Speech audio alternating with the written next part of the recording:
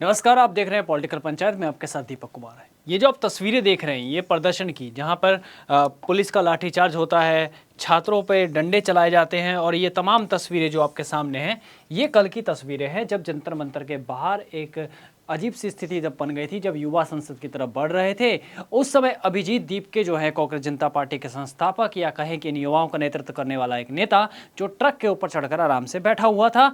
दो लोग जो हैं कांग्रेस जनता पार्टी की तरफ से बीजेपी के कार्यालय में थे, जेपी नड्डा के पास मीटिंग कर रहे थे, और तीसरे का वीडियो एक वायरल हो रहा है जो कि मेट्रो में आराम से घूम रहे थे। यानी कि जो सीजेपी के संस्थापक और बाकी नेता थे उन्होंने युवाओं को ऐसे ही छोड़ दिया था, कोई नेतृत्व वहां पर था ही नहीं।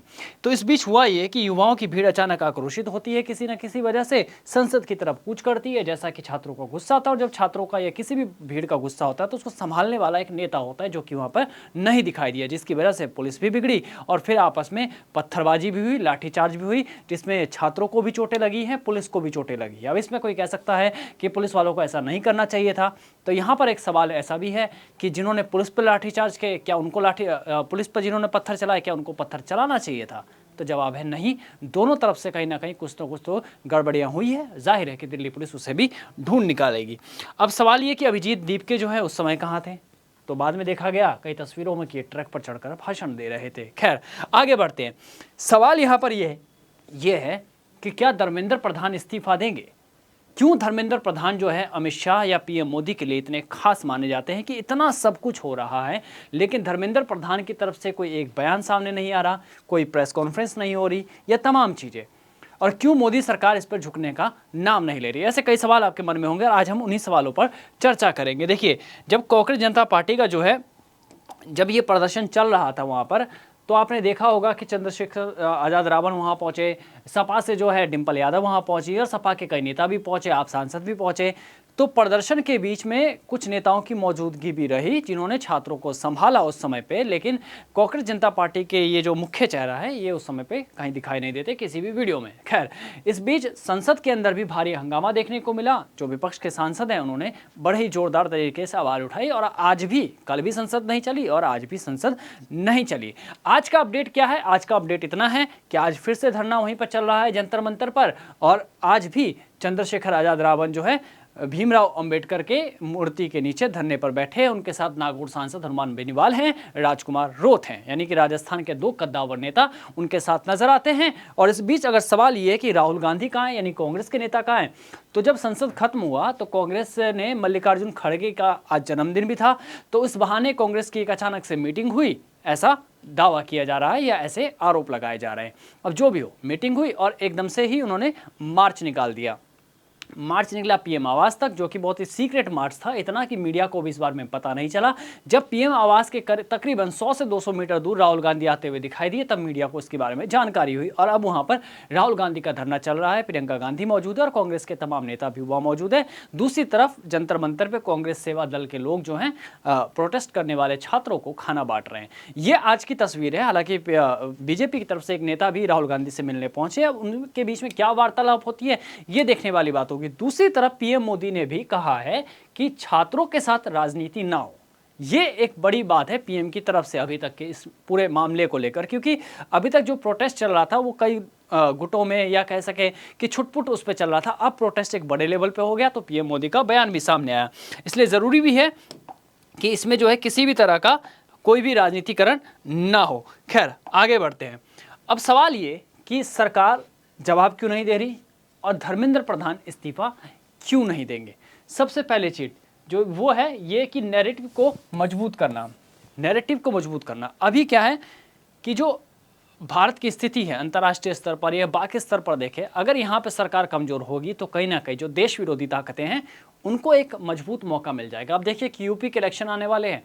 यूपी के इलेक्शन से पहले ही दिल्ली के अंदर एक तरफ बीच दिल्ली में छात्रों का प्रदर्शन है, तो दिल्ली के बाहर किसानों ने घेर रखा है। इस बीच में मोदी सरकार की पहली प्राथमिकता यही है कि नैरेटिव को मजबूत किया जाए, सरकार को दबाव में नहीं झुकना चाहिए। ये इस समय का नैरेटिव होगा मोदी सरकार के। क्यों? क्योंकि कांग्रेस जैसी गलती यहाँ पर बीजेपी सरकार नहीं करना चाहती, या कह सकते हैं कि एनडीए सरकार नहीं करना चाहती। अब ये कांग्रेस ने कौन सी गलती करी थी, इस पर भी गौर करेंगे कि आखिर क्यों बीजेपी झुक नहीं रही है और धर्मेंद्र प्रधान इस्तीफा नहीं देंगे। जब यूपीए का दौर चल रहा था, यानी कांग्रेस का समय था, 2010 की बात है, उस समय पर अशोक चौहान का इस्तीफा आया था। अशोक चौहान कौन? महाराष्ट्र के सीएम। क्या था मामला? आदर्श हाउसिंग सोसाइटी घोटाले का मामला था, जिसको लेकर विपक्ष ने उस समय कांग्रेस को खूब घेरा था।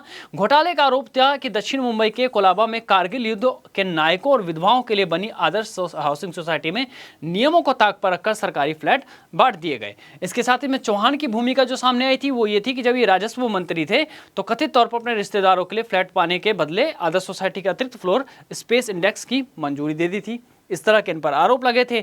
इसके बाद जो है काफ़ी ज़्यादा ये मामला तूल पकड़ने लगा। जाहिर सी बात है कि विपक्ष ने खूब हंगामा किया, क्योंकि मुद्दा जो है सैनिकों से भी जुड़ा हुआ था। तो इसके बाद अशोक चौहान ने इस्तीफा दे दिया। लेकिन इस एक इस्तीफे का असर ये हुआ कि उसके बाद यूपीए लगातार हर मामले पर घिरते चले गए। आपको याद होगा 2014 से पहले की अगर हम बात करें तो कई सारे ऐसे मुद्दे थे जिस पर कांग्रेस सरकार को आसानी से घेरा जा रहा था विपक्ष के जरिए। तो उसमें से हुआ ये, इस इस्तीफे के बाद ए राजा का इस्तीफा आता है 14 नवंबर 2010 को। दूरसंचार मंत्री को 2G स्पेक्ट्रम घोटाले के आरोपों के चलते इस्तीफा देना पड़ा। इसके बाद दयानिधि मारन आते हैं, जो जुलाई 2011 में कपड़ा मंत्री थे। दयानिधि मारन को एयरसेल मैक्सिस सौदे के आरोपों के बाद केंद्रीय मंत्रिमंडल से इस्तीफा देना पड़ा। फिर पवन कुमार बंसल आते हैं, जो तत्कालीन रेल मंत्री थे 2013 में। ये भी एक रेलवे रिश्वत कांड के सामने आने के बाद इन्हें भी अपना पद छोड़ना पड़ा था। ये सब हो रहा था यूपीए के उस दौर में। इसका असर क्या हुआ कि जनता के मन में एक नैरेटिव बन गया कि देखिए इतने सारे घोटाले हो रहे हैं आपके सरकार में, तो सत्ता परिवर्तन जरूरी है। जिसका असर ये हुआ जो हमने 2014 में देखा, जो बीजेपी लगातार अपने संघर्ष को मजबूत करते आ रही थी पिछले कई सालों से। अटल बिहारी वाजपेयी के समय से जिस तरह से बीजेपी संघर्ष कर रही थी, वहां पर 2014 में इसका परिणाम देखने को मिला कि लगातार आरोपों से घिरने के कारण कांग्रेस बैकफुट पर नजर आती रही। लेकिन इन इस्तीफों के बाद एक चीज़ और रही कि इस इस्तीफे के साथ जो यूपीए के सहयोगी घटक थे, जैसे टीएमसी हो गए, डीएमके हो गए, इन्होंने भी कुछ कुछ दूरियां बनानी शुरू कर दी थी यूपीए से, क्योंकि राज्य में भी ज़रूरी है कि आप अपनी सत्ता को बचाए रखें। इस वजह से कहीं ना कहीं हो सकता है कि इन्होंने थोड़ी थोड़ी दूरी बनानी शुरू की, जिसके बाद से कांग्रेस कमज़ोर होती गई। अब क्या मामला है कि अब नीट वाले मामले में जो है, जो हम कह रहे हैं कि नैरेटिव बनाना, अब सरकार को लगता था कि कोई बहुत बड़ा आंदोलन नहीं है अभिजीत दीपके का। कुछ युवाओं ने आंदोलन शुरू किया था, जिस तरह की पहली तस्वीरें भी सामने आई थी। आपको याद होगा दिल्ली के जंतर मंतर पर जब अभिजीत दीपके पहुंचे थे और उनके जो साथी पहुंचे थे, तो उस समय पे युवाओं की इतनी भीड़ नजर नहीं आई थी। जब भीड़ नहीं थी, जब सर नहीं दिखते आंदोलन में, तो सरकार इतना सीरियस भी नहीं लेती। तो अब क्या है, सरकार के पास एक पक्ष ये है कि सरकार का कहना है कि भैया हम तो एक्शन ले रहे हैं, क्योंकि यहाँ मांग धर्मेंद्र प्रधान के इस्तीफे की थी पहले।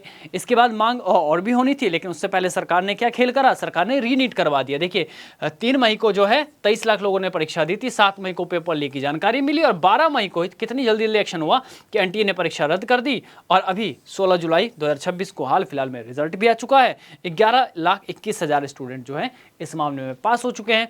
और ये जो आप तस्वीरें देख रहे हैं मेरे इधर और इधर, ये वो लोग हैं जो इस पूरे मामले में फंसे हैं। नाम है मनीषा हवलदार, शिवराज रघुनाथ, मनीषा गुरुनाथ, पीवी कुलकर्णी, मनीषा बागमारे। इसके साथ ही यहाँ पे देख सकते हैं धनंजय लोखंडे, शुभम खैरनार, यश यादव, मांगीलाल बिमवाल, दिनेश बिमवाल और विकास बिमवाल। ये लोग अभी तक फंस चुके हैं। तो सरकार का एक तर्क ये भी है कि भैया हम तो एक्शन ले रहे हैं, तो परीक्षा घोटाला हुआ था। कई युवाओं का भी मानना है कि आखिर धर्मेंद्र प्रधान के इस्तीफे से होगा क्या, होगा ये कि सरकार पर दबाव और ज़्यादा बनेगा आगे आने वाले समय में। खैर, अभी सरकार का ये कहना है, जो सरकार का तर्क साफ नज़र आता है कि हम एक्शन ले रहे हैं इस मामले में, और जो जो इसमें दोषी है उनको पकड़े जाएंगे। अब कल जब मीटिंग हुई थी सीजेपी के जो सीजेपी के लोग जब जेपी नड्डा से मिले, तो उन्होंने 3 मांगे रखी थी। पहला धर्मेंद्र प्रधान का इस्तीफा, दूसरी मांग ये थी कि जो जिन बच्चों ने गलत कदम उठाए, जिन्होंने वो रास्ता चुना जो उन्हें नहीं चुना जाना चाहिए था और अब दुनिया में नहीं रहे, उनके परिवारों को 1 करोड़ का मुआवजा दिया जाए। अब सरकार इस बारे में क्या सोचती है वो आगे देखने वाली बात होगी कि अब आगे इस पर क्या होता है। खैर, आगे बढ़ते हैं। अब भी मन में आपके ये सवाल आ रहा होगा कि आखिर धर्मेंद्र प्रधान का इस्तीफा क्यों नहीं, और क्या इससे पहले पीएम मोदी की सरकार में या बीजेपी में ही हम बात करें कि जब तक नरेंद्र मोदी जब से जिन्होंने कार्यकाल संभाला है, क्या ऐसी स्थिति बनी है जब किसी मंत्री से इस्तीफे की मांग की गई हो? तो जी हाँ, जवाब है हाँ, उस समय भी इस्तीफे की मांग की गई, लेकिन इस्तीफा नहीं लिया गया या फिर इस्तीफा नहीं दिया।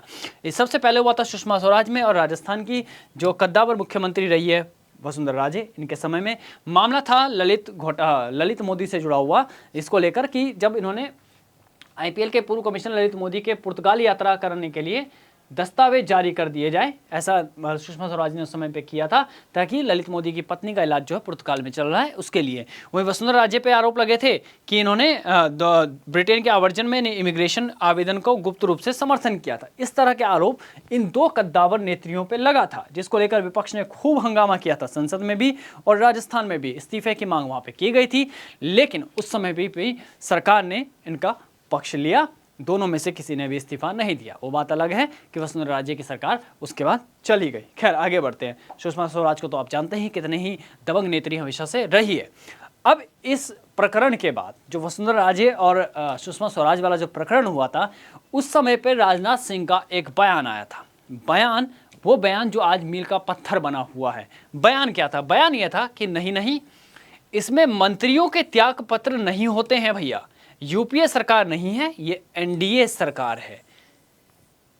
ये जो है ना, इसमें मतलब प्रधानमंत्री मोदी की सरकार में, यानी बीजेपी की मौजूदा सरकार में जो एनडीए की सरकार है, उसमें इस्तीफे नहीं होते। ये राजनाथ सिंह का क्लियर स्टेटमेंट था और आज भी ये स्टेटमेंट कायम है। आप देखिए कितने बड़े बड़े मसले हुए बीजेपी सरकार के अंदर। ऐसा नहीं है कि आज सिर्फ नीट पेपर का लीक का मुद्दा उठाओ, इससे पहले भी कई ऐसे बड़े मसले उठे हैं जिसको लेकर इस्तीफा मांगा गया। चाहे अभी आप सड़क वाला मामला ही देख लीजिए, जब नितिन गडकरी से इस्तीफे की मांग की गई, चाहे आप इथेनॉल वाला E20 वाला देख लीजिए, जो पूरा प्रकरण चल रहा था, उसको लेकर भी पूरे देश में तरह तरह की वीडियो सामने आई, नितिन गडकरी के कई सारे बयान भी आए, पेट्रोलियम मंत्री की भी सफाई आई, तो कई सारी चीजें हुई, इस्तीफे मांगे गए। लेकिन ये जो बयान राजनाथ सिंह का उस समय का था 24 जून 2015 का, वो आज भी वैसे का वैसा ही कायम है कि भैया एनडीए की सरकार में इस्तीफा नहीं होगा। कारण ये कि बीजेपी ये दिखाना चाहती है कि हमारी सरकार मजबूत है और हम मुद्दे को सुलझाएंगे, ना कि दबाव में काम करेंगे। सीधा साफ बात है। इसके बाद आगे बढ़ते हैं। अब बात करें कि धर्मेंद्र प्रधान पर अमित शाह या नरेंद्र मोदी को आखिर इतना भरोसा क्यों है, क्यों उन्हें नहीं हटाना चाह रहे, और धर्मेंद्र प्रधान का भी फिलहाल अभी तक तो कोई बयान ऐसा आ नहीं रहा।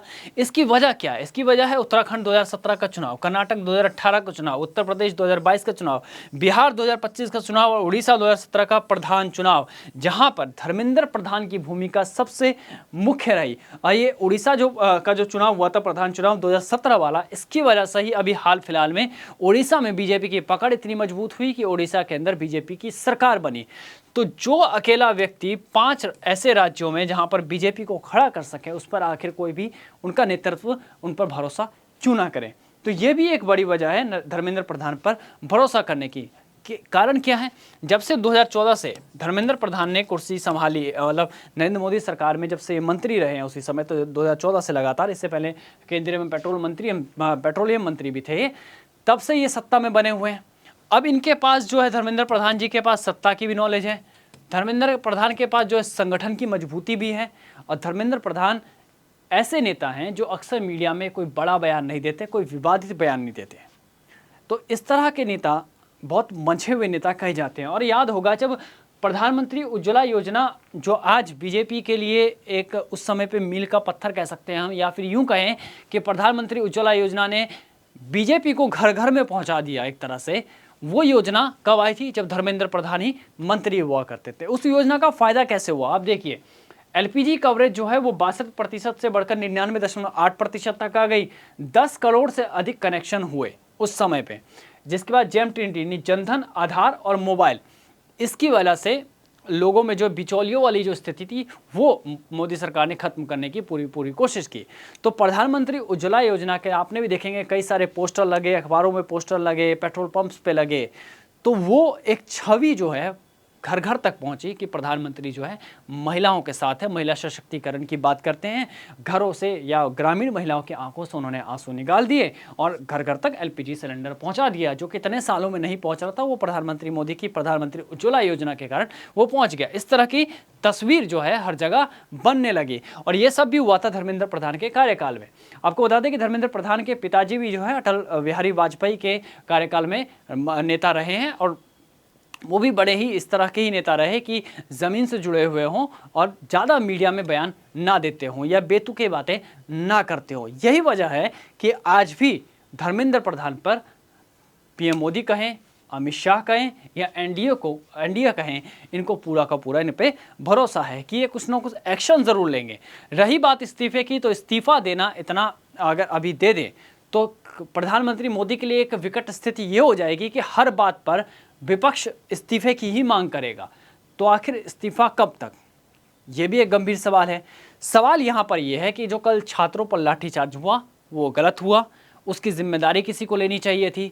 अभिजीत दीप के जैसे जो नेता बने हुए हैं अभी मंच के ऊपर, वो उस समय कहाँ थे, उनसे सवाल पूछे जाने चाहिए, क्योंकि कल जब पूरी लाठीचार्ज खत्म हुआ तब अभिजीत दीप के अपने लवाजमे के साथ वहाँ पर पहुँचते हैं, बच्चों से बातें करते हैं, दिल्ली पुलिस को लताड़ लगा देते हैं। लेकिन सवाल ये कि जब बच्चे पिट रहे थे तब आप क्या कर रहे थे उस समय पर? इस तरह के गंभीर सवाल ज़रूर हैं। और अभी जिस तरह किसानों का आंदोलन चल रहा है उस पर भी कहीं ना कहीं केंद्र सरकार अभी थोड़ी सी घिरी हुई नजर आती है। और इन सब के बीच में संसद का लोकसभा सत्र और राज्यसभा सत्र जो सबसे महत्वपूर्ण है, मानसून सत्र जो सबसे महत्वपूर्ण में से माना जाता है, इसमें सरकार को कई सारे बिल भी पास करने हैं, लेकिन विपक्ष के हो हल्ले के कारण ये भी नहीं हो पा रहा। तो ज़रूरी है कि इस समय पे नरेंद्र मोदी या बीजेपी सरकार क्या एक्शन लेगी, इस पर भी देश की नज़र होगी। और धर्मेंद्र प्रधान इस्तीफा क्यों नहीं दे रहे, इसका हमने आपको पूरा का पूरा बता दिया। अब देखना होगा कि आगे क्या केंद्रीय जो नरेंद्र मोदी सरकार है क्या रीशफल करती है मंत्रिमंडल को, क्योंकि इससे पहले भी ऐसा हो चुका है। याद होगा स्मृति ईरानी वाला किस्सा, जब स्मृति ईरानी पे लगातार आरोप लग रहे थे तो रीशफल में उनको कोई और मंत्रालय दे दिया गया, यानी इस्तीफा नहीं लिया गया उनसे। तो सरकार ने यह बता दिया कि हम मजबूत हैं और मजबूती से काम करेंगे, हम प्रशासनिक व्यवस्थाओं को सुधारेंगे।